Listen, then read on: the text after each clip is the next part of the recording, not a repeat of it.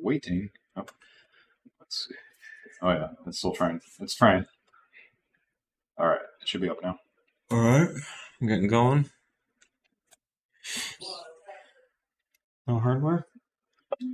It's like 2 M6 both. Yeah. It's reused one. But were they in there? Yeah.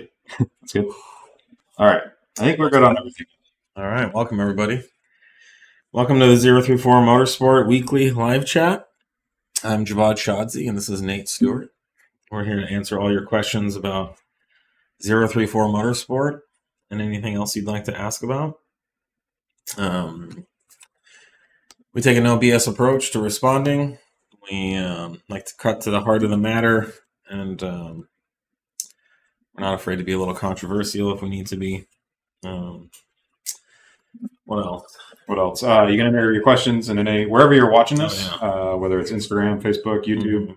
Just fire your questions there. We've got some guys here kind of collating everything for us, so we can take a look at them here. Yep. Ask away, and we will be happy to jump into responding. And we have questions coming in. We're not on threads. We're just the questions coming here on our Or X. And, Right, X. Yeah. Oh, X. No, that's not threads. All right. Someone's asking, what tire do we recommend for quarter mile use?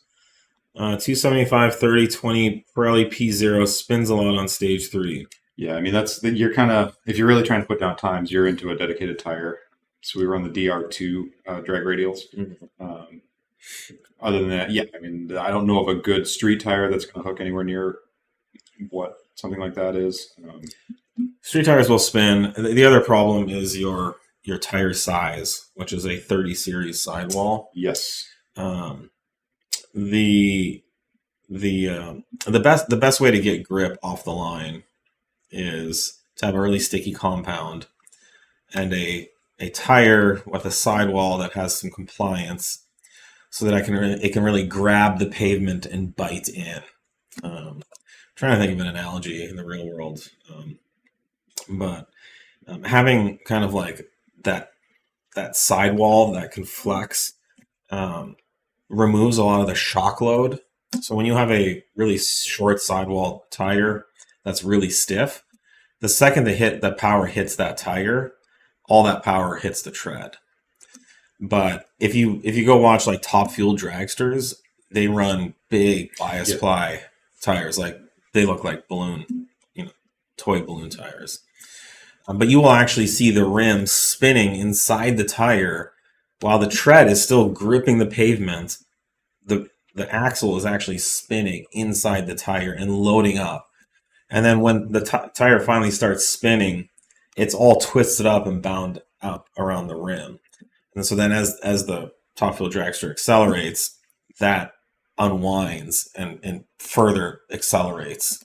Actually adds the sidewall stores power and then releases it back to the car in the form of acceleration, kinetic energy.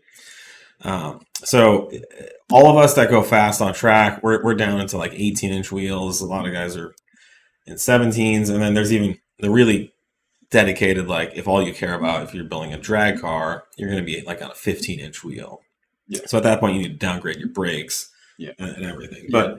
But we have our 18-inch. We run our 18-inch ZTFs on most of our B9 cars that we drag race. That's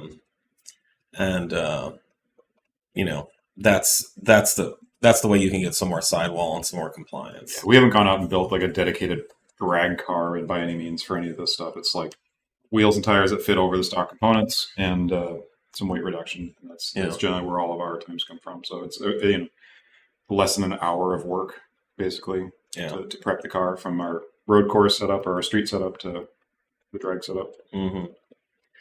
Installed the camber adjustment upper control arms on my B9 S4. What miles before they need a rebuild kit? It depends. I fear like in a warmer climate with no water or rain, I think they could probably last years. Yeah, I don't know that I ever rebuilt the stuff on my S4 for many years. If you are in a climate with rain and snow, and especially salt on the roads and things like that, then the Heims will wear faster, and you'll get quite a bit of corrosion on any part that can corrode. Yeah. We've seen stuff corrode really. There was a guy in Australia once that said he had been running them for like 2 months, and they looked like they were Like the bottom of the Titanic. sea. Yeah, it was like just barnacles on Yeah, them. there was like barnacles on them and stuff. So, it's going to depend. You don't need to worry about it. Just keep an eye on them. The Heims, when they wear, they will start making some like, rattling sounds. Or when you inspect them, you can see a little play. It's still safe, but at that point you want to change the Heims. The bushings will eventually tear out. After so much use. It is a rubber bushing, and it's being twisted this way in a very destructive way. So The inner bushing, you mean? the inner rubber bushing. So yeah, but I wouldn't worry about it. When you need to rebuild them, we'll be here, and we have a myriad of rebuild kits for you, from kind of a minimum basic Heims replacement all the way up to like pretty much the entire new arm without the billet pieces. ETA release for Flowform wheels. Any new products coming for the B9 A4? Oh yeah. The Flowform wheels have seen one delay after the other, so I hesitate to say anything. They are coming. They're being manufactured right now. I could just picture all the times I said I think they'll be out in 3 months over the last year. It's so hard to give ETAs on big manufactured goods like these. Yeah. We're at the mercy of a lot of moving parts. I honestly don't know what else we can do for the B9 A4. We got calibrations coming, bro. Other than tuning and calibrations. So we are currently testing a production file, and I've driven it. It's fantastic. Yep. I love the B9 A4. I drove one for like 2 years. So I'm very familiar with the car, and the one thing it always needed more of was power, and it's like a quick car now. It's really fun, just with the stock turbo stage 1. So that is coming, but we have pretty much everything else you could want for that car, from power to suspension and everything.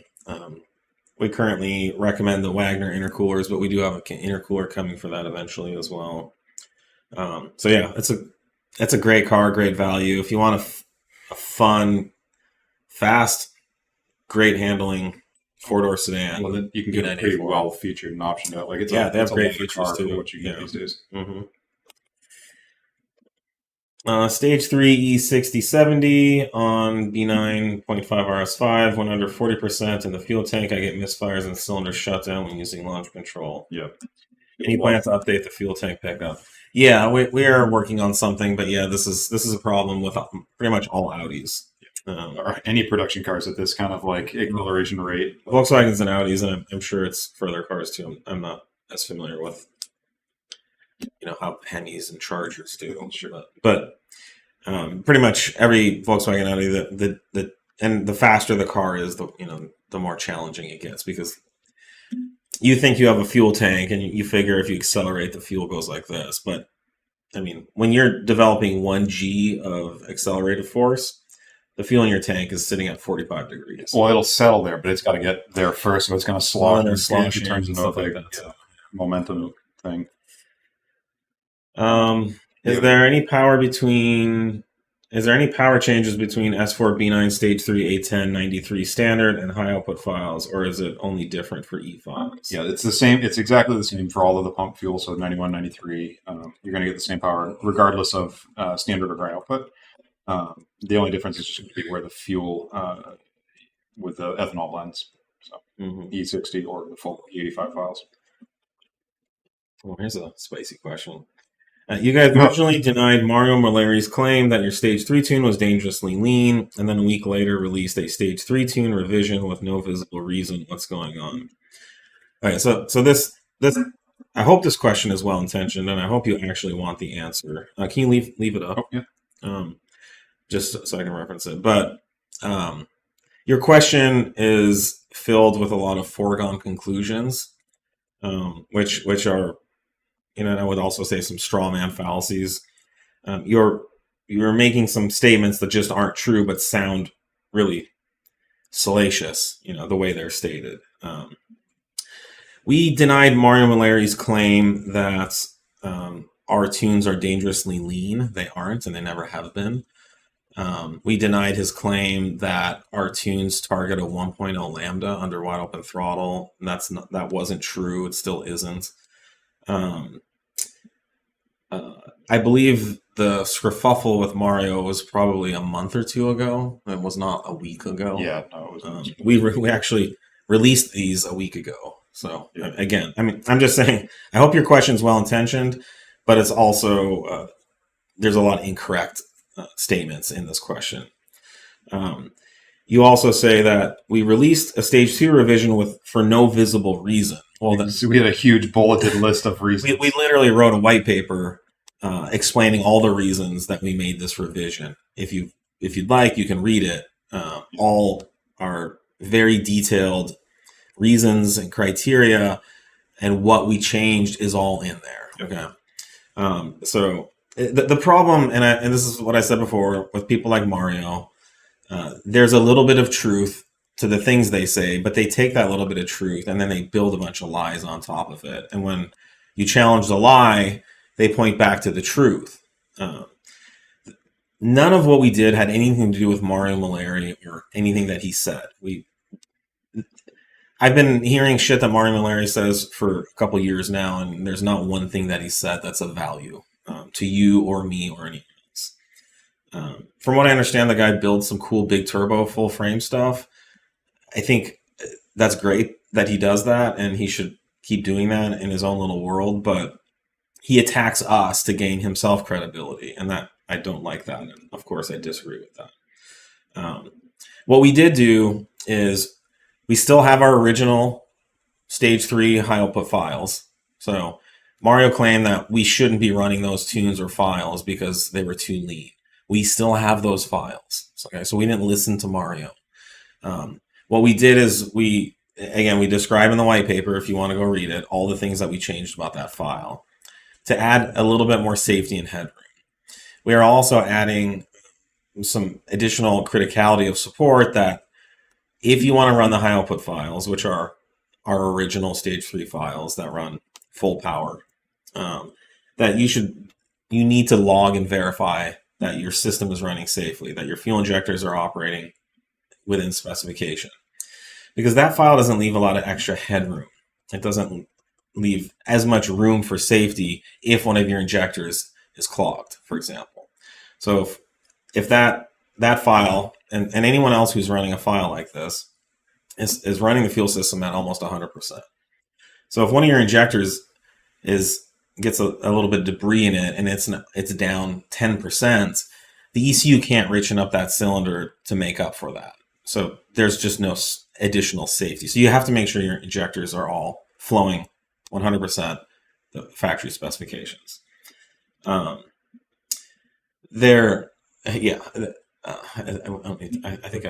don't think I made that claim. No, you said they're the same files. They're the same. They run full boost, full power. That's what I said. Same power. Yeah. Output, yeah. But I'm talking about. Yeah. Just let me go. Again, in the white paper, our stage 3 output files did have some changes, and we describe in the white paper what those changes are.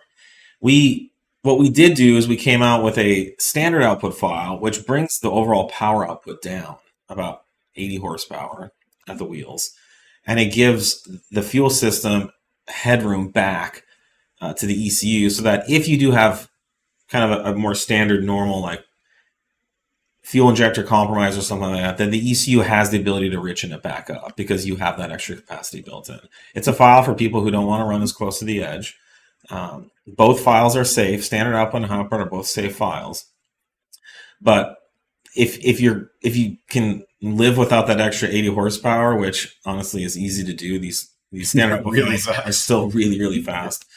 I drove our B9 S4 at Laguna Seca last week with the standard output file, and it's the fastest, most horsepower car I've ever driven at that track. Yep.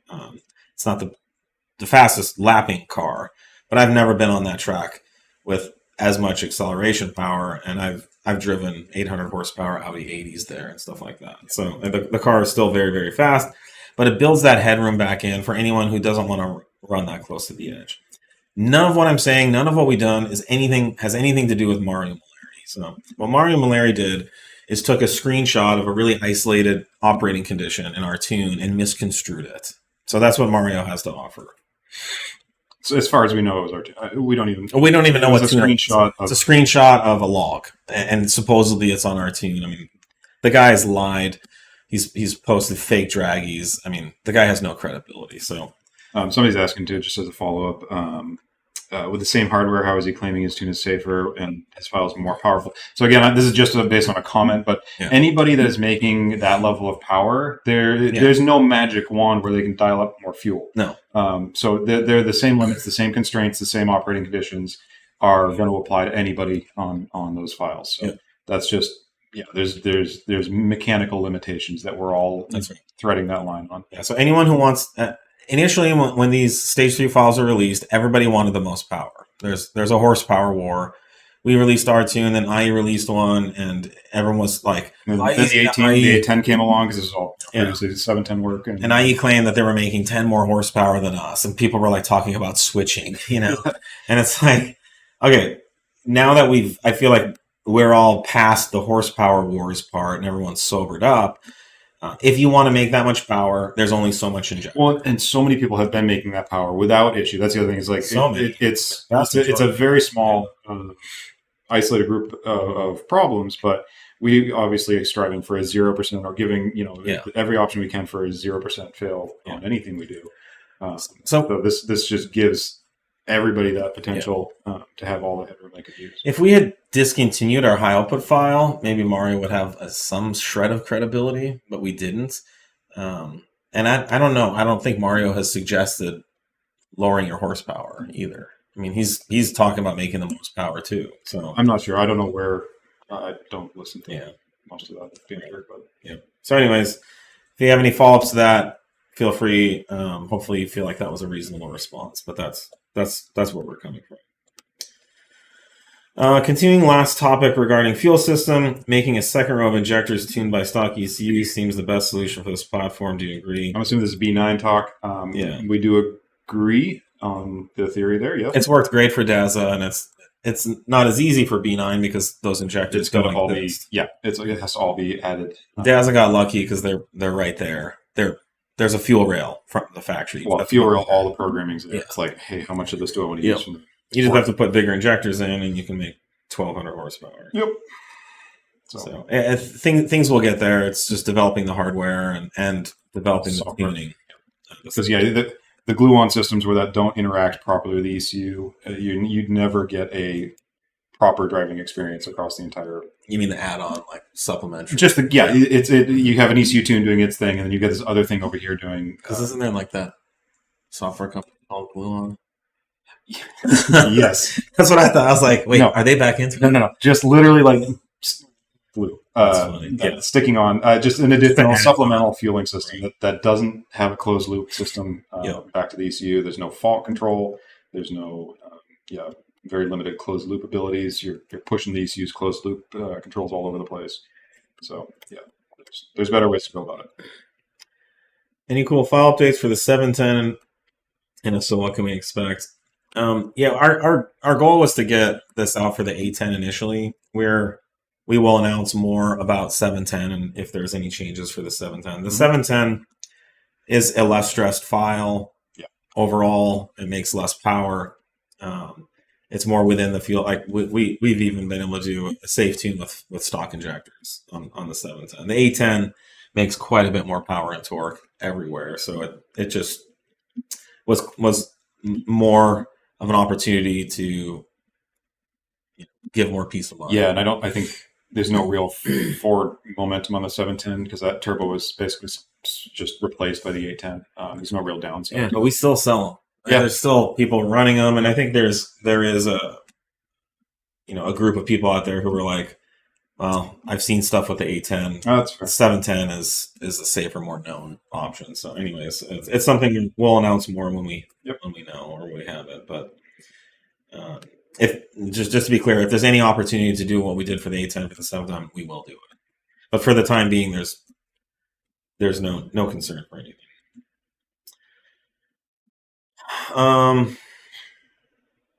Someone's asking ETA and MQB Evo rear rotors. I don't have that off the top of my head. I know we had to go back and change something on them, and so there was a delay there. But they're coming. Still no updates. There's a lot of updates, yeah. We're working on everything, guys. What's the lifespan of the dog bone and inserts for the 8V RS3? Long time. Yeah. Technically, the inserts and the dog bone arm are lifetime products. Yeah. I don't think there is a. We never wore one out in our testing here. No, there's no lots of track days. It's a lifetime product. If you ever have an issue with it, let us know. Mm-hmm. But those are the kind of things we could have like lifetime warranties on. In practice, we do. If anyone ever had a problem with one, I'd be happy to send them another.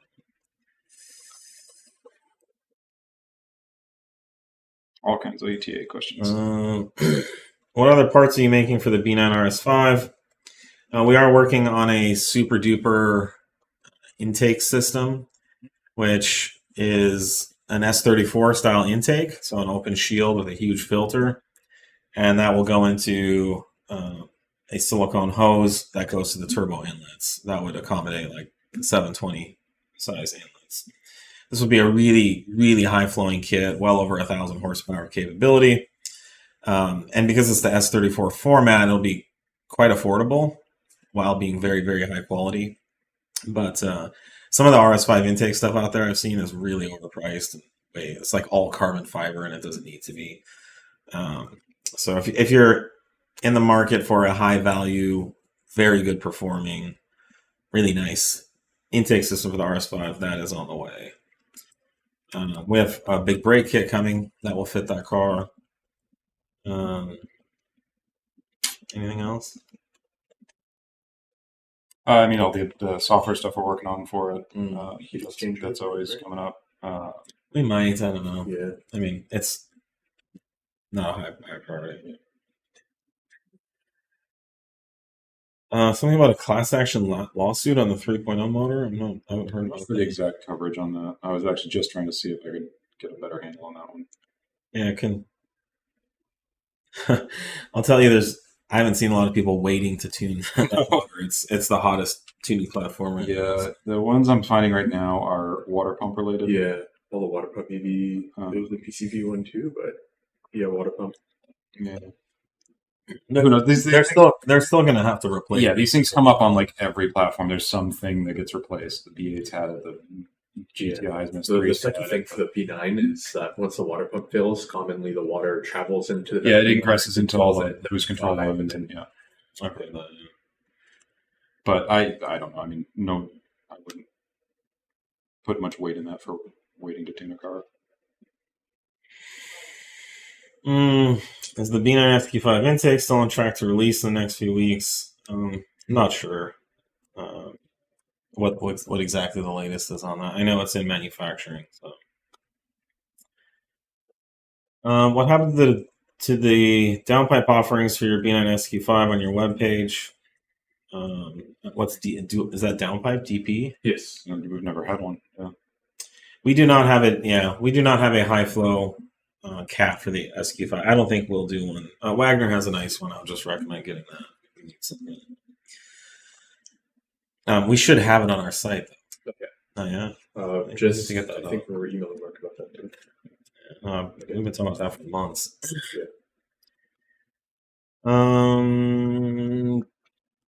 Saw that the new advanced launch control is capable of doing on B9 810 E60 full weight. What kind of times can we expect for 710 full weight E60? I mean, that is so dependent on vehicle prep, surface prep, all the prep. Isn't there a leaderboard for that? Yeah, I mean, guys are nice. That's such a hard question to answer. What the advanced launch control does is allows you to make the best of your given setup and situation. So it's not like it's going to give you a bunch more mile an hour at the end or anything like that. It's really going to help you optimize what you've got for traction off the line. It helps you reduce your 60-foot time. Yep. It's all about just getting launch. It's the advanced launch. So it's not a huge determinator on that if you're already getting a good solid launch. It's just going to help you do it on multiple surfaces, conditions, and setups. A lot of questions this week, huh? Well, it's all updates. It's the app coming. It's Bluetooth map switching coming. Is yeah. So mobile flashing is coming along really well, as we say every week. I don't know if you saw, but the Vaga guys teased their car getting flashed at Laguna Seca. We are working on getting it in the hands of some people outside the company to start playing with and talking about. But it works great. Check out the Vaga video. Sean, I don't know if you want to drop a link to that somewhere. But yeah, it's coming along really well, and that's Bluetooth flashing, mobile, all that stuff. Yeah, logging, like mobile logging, flashing. Live gauges. We have a lot of fault code stuff we baked in there for diagnostics things. Yep. So all kinds of goodies, both ECU and TCU. No follow up to the Mario Molliere thing. No. Are y'all gonna make a tune for the Pure 750? Yes. You betcha. When we were testing that at Laguna Seca week before last, it runs great. We'll release, before you ask, we'll release all the information about it when we have it. Yes, that will happen. But yeah, it's soon. It's pretty much our next software release. So hang in there if you're interested. Someone says we're never going to release a tune for the Pure 750. Oh, that's too bad. All right, I'll pull the plug on it. Yeah, let's just convert Don's car back to stock. Yep. No, that's not true. We have a lot of irons in the fire right now. You might be being a little over dramatic.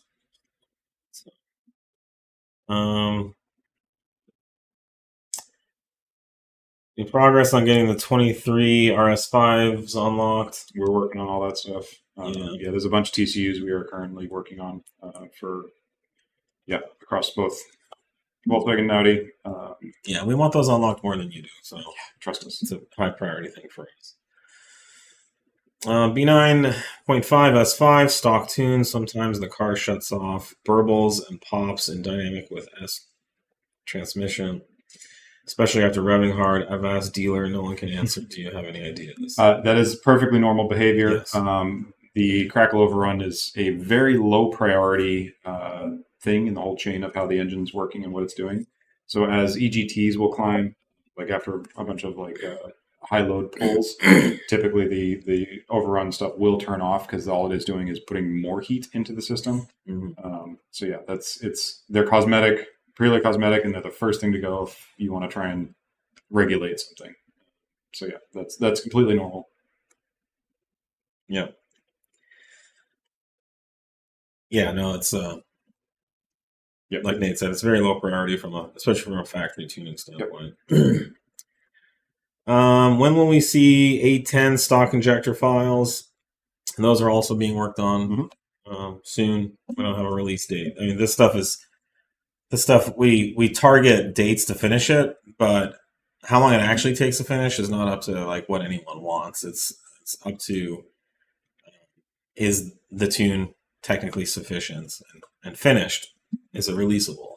And has there been sufficient testing? Right. That's the thing is we could literally release a file today for it, but it hasn't gone through all of the testing that we strive for on all of our calibrations. So track testing, altitude testing, all the conditions we get through, the temperature. There's a lot of testing we try and put into these before we unleash them. When is Summerfest? Summerfest is August 12th. Here at 034 Motorsport from 10 a.m. to 2 p.m. It's really coming up. So I will be cooking lots of barbecue, and we will have a car show going. If you'd like to join a car show, feel free. I'd say if you're within a day's drive, you should come. Pretty much, we get folks from all over. We have car show. We're doing live tour, course, they'll be live, but we're doing tours. Tours. We try and set up a whole spread of kind of how things work internally here and show you guys. That's both manufacturing, all of our production side of things, and then our engineering rooms are typically wide open. We'll give you tours through there, show you how these products kind of come to life from concept all the way up through to all the iterative testing and whatnot we do. So, yeah, it's pretty cool to see the inside workings. Yeah, but drive on out, get an Airbnb, make it a little trip. A lot of good people here. A lot of good food, a lot of good people. This would be the one place where you can go where people won't think you're crazy. It is kind of a commune for all those parties you go to, and everyone's talking about things you don't care about. Yep. And you're just like standing in the corner trying to find. You like end up talking to some guy who's into Mustangs. That happens to me all the time. Some sort of semblance of car talk. Yeah, I went to some like art gallery thing, and this Mustang guy cornered me because he heard I was a car guy, and he was like telling me all about his Mustang. So I ended up just drinking a lot. Yeah, no hate to Mustang guys, but it's just no. Yeah, I'm personally not interested. I don't think there's probably a lot of Mustang guys. Not that there's anything wrong with it. But my point is, if you want to be around other Volkswagen Audi, very similar souls, or literally obsessed with all things Volkswagen Audi, and will listen to all the really weird things you're talking about. And there's always a spread of really cool cars, from vintage stuff with ridiculous builds on them up through the exotics, the modern exotics. So, well, much to the shock of Nate's wife, she keeps thinking like we're all going to run out of things to talk about at some point. Yes. Strangely, we don't. She's like shocked every week. Every time she's like, "Did you guys have some more stuff to talk about?" Like, what is? Apparently, you can talk about dogs forever, but not cars. Yeah, I don't know what they're developing for dogs these days. My wife's a veterinarian. More insurance products. But right. There's all the aftermath today. Yeah, but anyways, come on out. It'll be great. Yeah, it's from 10 to 12. 10 to 12. 10 to 2. So it's a 4-hour event.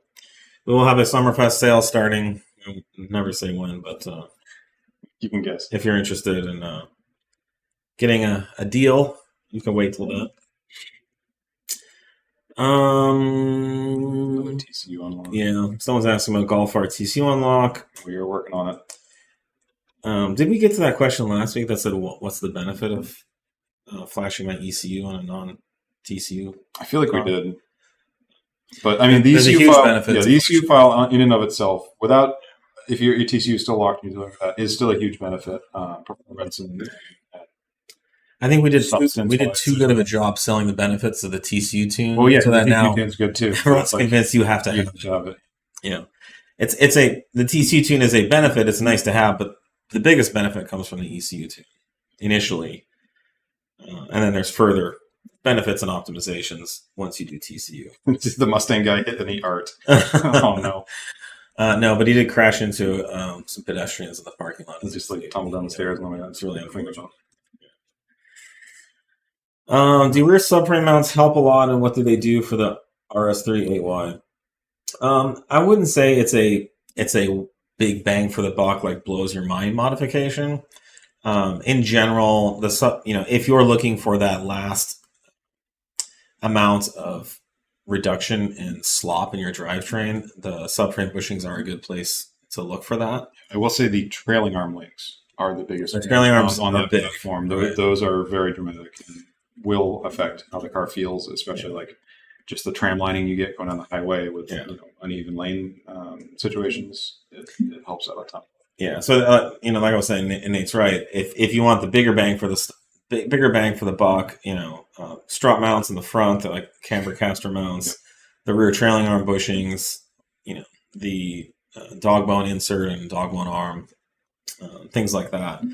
But for anyone who's looking, especially with track driving, to set your alignment and have your alignment stay set on track and not have the subframe squish around and change your alignment settings, that's really where the rear subframe bushings shine. We get good feedback too from people who are drag racing that say that the rear end hooks up better. They get a better launch, more consistent launch by locking down the rear subframe. So, stock, the rear subframe is essentially floating on rubber bushings, which really isolates the NV noise, vibration, and harshness.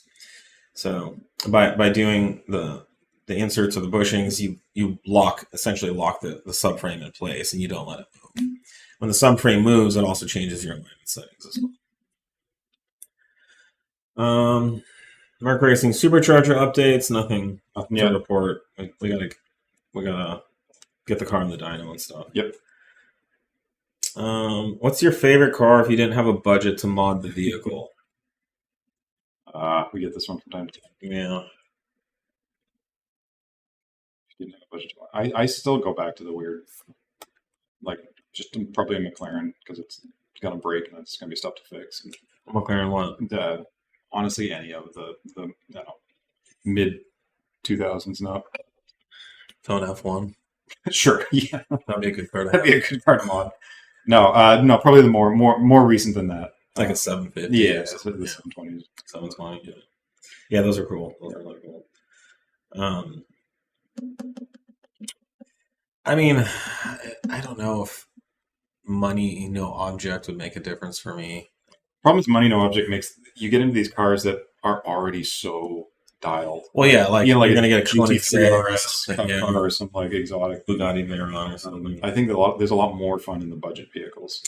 Yeah. Just to, Well, I think that's the nature of the question: is what car would you buy and mod versus? well, that's right. I think like the lower end supercar stuff. If the budget's really no concern, Sure. gets you into that. Like you can still put your sauce on it and kind of make it yours. Yeah, I think I'd love to go just hog wild like on a Gen 2 R8, V10, Yep. supercharge or turbocharge it, and then do a wide body on it. And, I mean, that's just such a good car already, and I think you could take it to the next level. It would be still, it could be reliable and drivable. Yep. Without a lot of, and I think there's a lot of poor stuff too. Yes, Definitely. GT3 RS. Once you start throwing budget out the window, GT2. then it just becomes a matter of your time. Yeah. When you release coil springs for the AYS3, will they be in the same price range as the H&R VTF adjustable springs? I don't know. I don't know when we're doing the AY market has been really slow to start. In a lot of cases, we've had a hard time even getting like customer cars to test it on. But we do have springs for the AYS3 coming. And they will not be $900. No, they'll be just drop-in springs like our other Dynamic Plus spring offerings. They're going to be $350 or something like that. They're in manufacturing right now, so they should be out in the next month or two. If adjustability is a big concern of yours, then ours won't be adjustable. They'll have a set ride drop. But I just drove that car at Laguna last week. It was a riot. Yep. The only issue with it was the stability control. Yeah. Would kick in like every 8. If you get it too crossed up, it still like I could get it crossed up in 7 corners, and then the 8th corner Right. just. Yep. And my passenger's looking at me like, why'd you do that? "Why did you lift like entering the? Why did you lift mid entering the corkscrew?" And I'm like, "Trust me, I did not." Nope. But no, with our tune on it, the power, the handling was phenomenal. So it was a blast. Those MQB cars are just really tossable. Yeah, they're Really? surprising little packages. I really know how to drive those cars. Like those cars feel really. I can get them totally tossed up and crossed off, and I'm 100% comfortable. The longer wheelbase like B9 stuff, I can still drive them really fast, but I feel less comfortable. Just the way they respond. Mhm. 034 has a lot of happy S5 RS5 Sportback customers. Any chance for 034 Sportback swag? Oh, that's a good point. I don't know that we have any line art stuff coming, but Put it on a list. Yeah. We like doing the shirts. Closed intake system for 8YS3 Golf R. We have the open currently. I'd like to know what would be the interest in having the closed. Yeah. I put the closed one on hold in engineering just because the open one's so nice, and we have lots of other things we could be working on. I know in Europe there's Germany because of TÜV you have to run a closed intake, but other than that I'd be interested to know what the desire is. 4.0T tuning coming this year. Would be willing to put up some money up front prior to the release. if that's what it would take. No. Which 4.0 T are you discussing? Yeah. Too? Yeah. Are you talking about the new gen or the original? That's going to make a big difference. It's not a money thing. It's just a time and priority thing. But we've been talking and planning, and I think if you have the newer gen 4.0 T, you'll probably be in luck soon. So stay tuned. Hey, Genius is at 034. Thank you. Thanks for not having egos like other tuning companies. And quick questions. Egos? There's a little bit of ego, but not too much. Rolling, I'll always justify my ego. Sure. Rolling AMAX shifting for B9 RS5, TT820s soon coming for RS5s. The rolling AMAX thing is interesting. People call it rolling AMAX. It's literally just a non-torque reduction shift that feels kind of terrible most of the time. It might be a little bit faster. So I haven't seen data where it's made a noticeable difference on it. And it generally is not a very desirable shift quality most of the time. So it's one of those kind of lines you got to balance on when you actually want it to shift like that. So we don't have imminent plans for that. I mean, if that's a huge need, we need to hear about it from more people. Mm-hmm. But as for any other turbo options, once things are more available and whatnot, we will look at those. I don't think there's a TT820. TT820 is being discussed, right? But that's what I'm saying. I don't think I've seen anything. But no, it's not available. And frankly, the 720s are freaking fast. Dude, yeah. Well, yeah, they are very fast. It's a very fast. Someone's asking about this. This is our new X-Clear undercar brace for the C7.5 chassis. It's one big chunk of billet. It starts out as like over an inch thick piece of billet. The benefit of this is that it gives you additional 16 millimeters of clearance for exhaust modifications. We actually get a lot of positive feedback from customers who buy, this is brand new, and we've actually been selling these, but from some of our original, like the B9 X-Clear and the B8 X-Clear, who say that they had an aftermarket exhaust and it was rattling, and this fixed it. This is also there's very little room around the stock. Normally it's a flat brace in the stock system, and you've got like 5 to 8 millimeters typically of room around there. So if you've got a large diameter pipe, and then you've got the hangers moving around as you're driving down the road and thermal expansions, it's really tough to get everything there. As well as some other catback companies include their own brace, and sometimes it's still not enough. Yep. Yeah.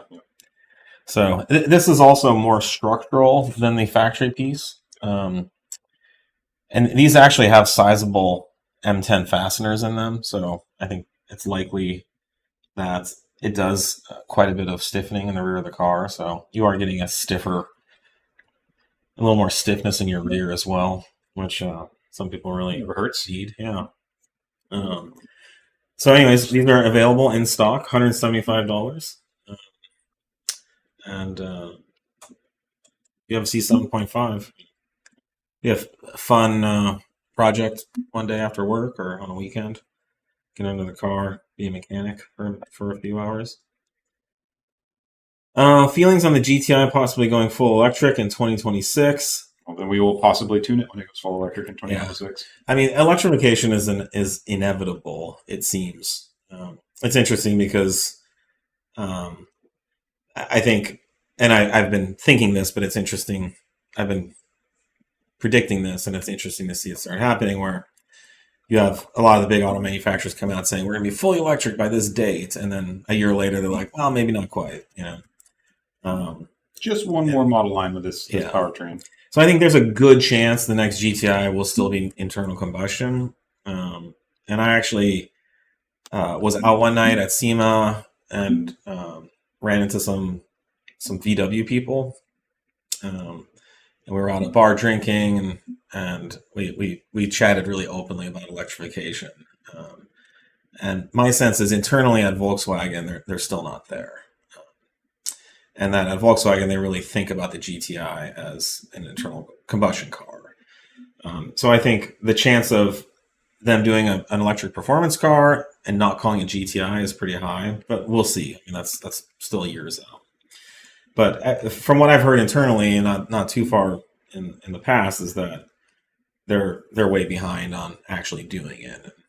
A lot of the language out there in the world is more aggressive than the reality. Ford recently this week came back and dialed some of their expectations for going Yeah, full. I was talking to somebody about that too, because they had there were like discussions that they had like laid off their entire ICE development team. Whether how much validity there was in that, I don't know. Like 50 there's engineers. a number of different sources that they're not necessarily the current development stuff, but anything future looking was canned. But we will. Our business is we do what we do, and then Volkswagen and Audi release cars, and we have no control over it. Right? So at one point, we were waiting for the B6 S4 after the B5 S4, and we were like, "Yeah, it's gonna be great." And they, frankly, released a pooper of a V8. Here's an NA V8 that's going to get carboned up on you. You literally can't do anything with this thing, and it's slow. It's not fun to drive, and so we had to figure out as a tuning company what to do. And then we were like, B7, also a pooper of a V8. Thank God when the B8 3.0T supercharged came out, it was like, it had started raining after a 6-year drought. So we're not unfamiliar with these dynamics, and we will make the best of whatever comes along. We've been doing that for 20 years. But we will kick ass at electrification just like we have at internal combustion. Yep. So bring it on, Volkswagen. Whatever you guys decide to do, we'll make it a fun, awesome car for you guys to drive. But unfortunately, we have literally zero control over what happens out there. We'll see what comes. Yeah. But I'm. It's July 31st, 2023. I would say. The electrification is not coming as fast as everyone talks, or maybe the media talks about. Yeah, well, there's just so much infrastructure that's still behind. It's pretty bad, actually. Still, well, we're nowhere near where we need to go, and I'm confident that the country will get there. We need to get there, yeah. But I think for auto manufacturers, it's like, well, we're going to release more electric cars, but you can't really even charge them. So. So there's this kind of back and forth seesaw thing too with oil, where oil gets really expensive and the world's like, oil's too expensive, we need hybrids, and then everyone starts buying hybrids, and then demand for oil drops, and oil goes from gas goes from $5 a gallon down to $3.50. All of a sudden, a gallon of gas doesn't look so bad, and everyone's like, why don't we driving around for $3.50 a gallon gas? So if the world really decides to stop using oil, gas is going to get really, really cheap. And who's going to be able to say no to $1 a gallon gas in 15 years? So that means the demand goes back to gasoline, the price goes up. So it's going to be a hard habit to get off of fossil fuels. I think I agree that we need to as quickly as possible, but economically, the reality is that there's going to be big incentives as the price of oil drops due to supply and demand curves. Yeah, and even environmentally, there's so many other things to consider. I mean, you've got now all these battery packs that don't last forever, so you've got to develop some sort of recycling system around that. I was reading worse. Mining lithium is as bad. And then there's the actual chemical compound that needs to change before we can do any kind of massive wholesale switch to it. I think what we really need is carbon capture technology. Like it's not politics, but humanity produces a lot of carbon. We need to capture and put it back in the ground. And I wish like Elon Musk had done that instead of making Teslas. He made some big holes in the ground. Maybe you can put it in there. And there is carbon capture technologies. It's just minuscule for what we need. Yeah. But if we could produce, 500 million trillion tons of carbon dioxide every year, and we could put 700 back into the ground, we would not have a problem. And we could all be driving around in internal combustion engines for a long time. Yep. Because, like you said, there's no free lunch with electrification. No, there's these huge considerations and problems on each technology. It's a small step forward, but it doesn't solve anything. It does a lot of shifting the problem to someone else's yard. Yeah, it's interesting. Like companies like Tesla have really capitalized on making people feel like they're saving the earth by driving a Tesla. Yep. I'm all for saving Earth. I just don't think Tesla really gets us. It's not the silver. It's not the perfect solution. No, it's not close. This is a highlighted question, but it's actually very pertinent. Okay. I put a Mark 8 Golf R Turbo on my Mark 8 GTI, and I was wondering if I were to tune it, am I able to use the ECU tune you all provide for the Golf RS3, or would I have to get a custom tune? Yeah. So you need to reach out to us. Yeah. We'd like to give you an opportunity to beta test our pending production file. We're very close to releasing a file for that exact situation. Yeah. So let's talk to him and get him in. But yes, we have you will need a whole new tune for that. Your car is not a Golf R. You don't have an S3, so the S3 Golf R tune won't work on your car. You need a tune for a GTI that has the Golf R Turbo, which we're pending release. Yeah. So we're doing some beta testing, and since you have everything sounds like ready to go, we'd love to work with you. Yep. And obviously, you can't drive hard on your stock tune either. No, don't. They are different. It will behave weird. So yes, we do have a file that is very, very close to ready for you. Follow up on the closed intake topic. The APR one has dual inlet either side the grill, and being closed seems like it keeps more of the hot air out. It's the only reason I bought the APR one, but I'm considering getting rid of and going to the S34 for my Mark 8 R. Yeah, we have clip outs of us talking about this cold air intake thing. Our intake, even though it's open, when you shut the hood, it's closed. And so it's getting cold, fresh air. From the same ducts. From the same spot as the factory. The whole fresh air duct is still intact. The same ducts as the APR. And it dumps air right into our open. The only time our intake is open is when your hood is open. When you shut the hood is essentially the top box. The sixth side that's missing. The hood is, or the fourth or fifth side, or whatever the geometry is.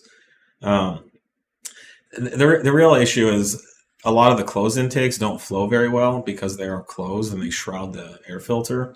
So having an open intake like ours creates a ton of flow. And that's why I wanted to ask about why you want a closed intake. With our S34 intake, there is no hot engine compartment air getting into the motor. And when you're stopped at a stoplight, it doesn't really matter how much hot air is getting into your engine. You're going to get a little bit no matter what. If you've ever stood in front of your car while it's running, there's just hot air.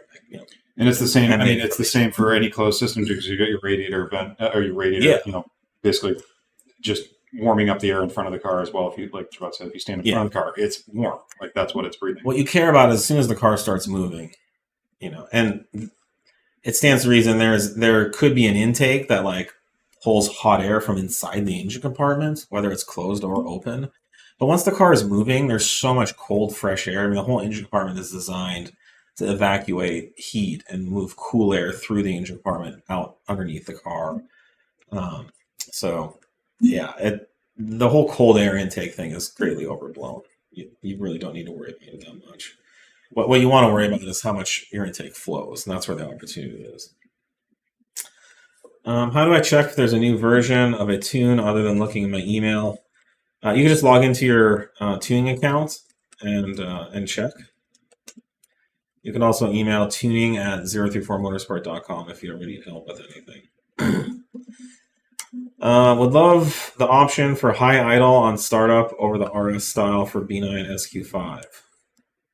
We've talked about changing that a little bit. I guess we want to know a little more specifics about what exactly you're looking for, because the RS startup is basically a high bump that then will decrease. So we may stretch that out a little bit, but I don't have anything in the plans right now. My local shop told me the injectors for the B9 should never need to get serviced for maintenance. They said the only time they would ever be removed is if there is an actual problem that needs to be addressed. Just run injector cleaner through the system every oil change and they'll be good. Is that wrong? That's probably okay advice for anyone who has a stock car. Stock, the fuel system has a ton of extra capacity. One of your injectors or all of your injectors could pretty much be 20% clogged, and the car is still going to have so much headroom it's going to be able to deal with it. They don't sound like they're a tuning company, or they don't sound like they engineer tuning products for a living. So I wouldn't listen to them if your car is tuned or you're planning on tuning. But what we do is there's probably like 50% capacity built into the stock fuel system. No, not quite that high, but it's a chunk more because there's capacity added to everything. So the actual let's say it's 30%, or, it's a lot, and we basically double the power of the car. We use up all that extra fuel system capacity. So if your injectors aren't flowing 100% and you're at a stage 3 stage 3 plus output file, there's no way for the ECU to give more fuel to make up for the clogged, the percent clogged injector. So once you get into the 3 plus output files, you do want to change your injectors regularly as a maintenance item. It's kind of like how maintenance requirements for airplanes are much more strict than cars. If you don't change a water pump well within its lifespan in an airplane, you might just fall out of the sky. Yeah, your margins are much slimmer. In a car, you might get some steam coming out of your hood and you have to pull over and get your car towed. So, 3 plus is pushing closer to the limit, and the consequences of failure are higher just because you're getting double the power. So, well, we are. Will we ever see port injection for the B9? We talked about this. It's something we're working on. I'm sure everyone else is. It's a good solution. It's not necessarily the only one. We're working on a bunch of different things right now. That is one of the things we are working on, but it is not the only thing because it is a very complex and not cheap to for you guys. So we're not going to pigeonhole just that if it's not the only fix we can do. Yeah. Somebody's asking about failure rates on B8 DSGs. That is entirely on. Yeah, mine was 100 and whatever thousand miles on it before it had any issues. Yeah. So it's completely hit or miss. B9 710 versus 720. Why is the 720 in the RS car significantly faster than they're just numbers? Those are just the names of the turbos, and TTE estimates the maximum flow potential of their turbos, and they give it a number. But it's a pretty. The TTE themselves aren't tuners. They really have no idea how much. They don't know how much power their turbos are going to produce until and turbo flow. What the turbo can produce has nothing to do with what the motor can make. You've got different compression ratios, different thermal considerations, different intercooler setups, different gear ratios at the car, which is one of the big reasons on the RS5 is quicker. So, there's a lot of different things that go into making RS5 has better gearing, more tire. It's potentially lighter and has a lot of tire, and those 720s make a lot of power on that 2.9 liter motor. Yep. And it's just a more powerful setup. I think we've gone faster in our 720 RS5 than we have in a B9 810s. So far, yeah, so far. We're right there. Yeah, they're pretty much splitting hairs. But the RS5 720 setup is just very fast, despite all the naming conventions. It's just a fast car. Yep. I think we're pretty much out of time. Any future plans to work on Porsche 911s, etc.? Not currently. We've got, as if you've been listening, if we were all out of our ETA requests, we've got years and years of work ready for us. So we haven't run out of things to do here yet for Audis and Volkswagens. Yep. So I think that does it. Okay. For what we got today. Thanks, everybody. We actually got through all the questions. We did. I know. Cheers, and I think we'll see you next week. As far as I know. All right. Thanks, guys. Cheers. Thanks.